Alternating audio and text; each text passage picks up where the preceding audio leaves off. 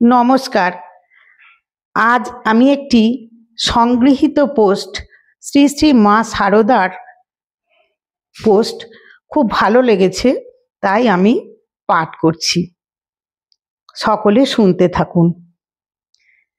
মা তখন জয়রাম বাটিতে, শরীর অসুস্থ, রাত তখন গভীর, 1টা-1:30 হবে।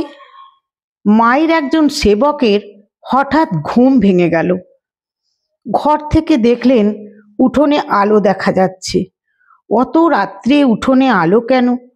কৌতূহলী হয়ে তিনি বেরিয়ে দেখেন উঠোনে লণ্ঠন নিয়ে কে যেন মাটিতে কি করছে। কাছে গিয়ে দেখেন মা। তিনি একটি খন্তা নিয়ে মাটি থেকে খোলামকুচি ইটের টুকরো তুলে একটি ঝুড়িতে রাখছেন। সেবক অবাক। তিনি বললেন, মা, এসব কি করছেন আপনি?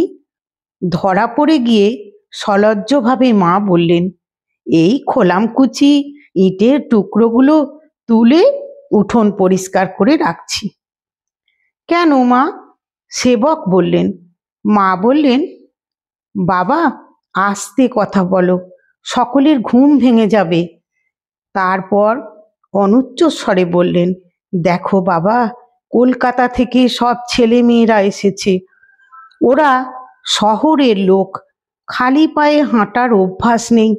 ওই তো আজ একজনের খোলামকুচিতে পা কেটে গেল। তাই আমি উঠোনটা পরিষ্কার করে রাখছি, যাতে বাচ্চাদের পায়ে না লাগে। সেবক ব্যস্ত হয়ে বললেন, সে তো আমরাই করতে পারতাম। আপনি কেন রাত্রে না ঘুমিয়ে এসব কেন করছেন মা? মা বললেন, হ্যাঁ বাবা, তোমরা তো করতেই পারো, কিন্তু সারাদিন কাজ করে তোমরা পরিশ্রান্ত হয়ে ঘুমোচ্ছ। আমার তো কোনো কাজ নেই, তাই তোমরা ঘুমিয়ে গেলে আমি ওইটুকু করছিলাম। সেবক বললেন, বেশ, আপনি এবার খন্তাটা আমাকে দিন, আমি করছি। আপনি ঘরে যান, বিশ্রাম করুন।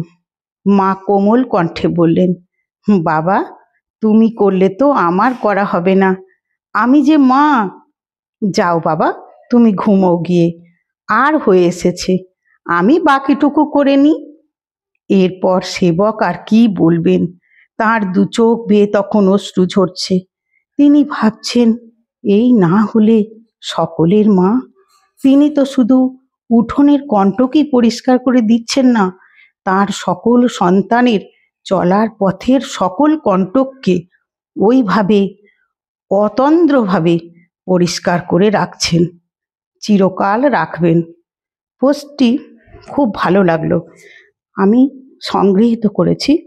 আশা করি সকলের ভালো লাগবে। শ্রী শ্রী মা সারদার চরণে প্রণাম জানিয়ে সকলের মঙ্গল কামনা করে আজ আমি এখানেই শেষ করছি। নমস্কার।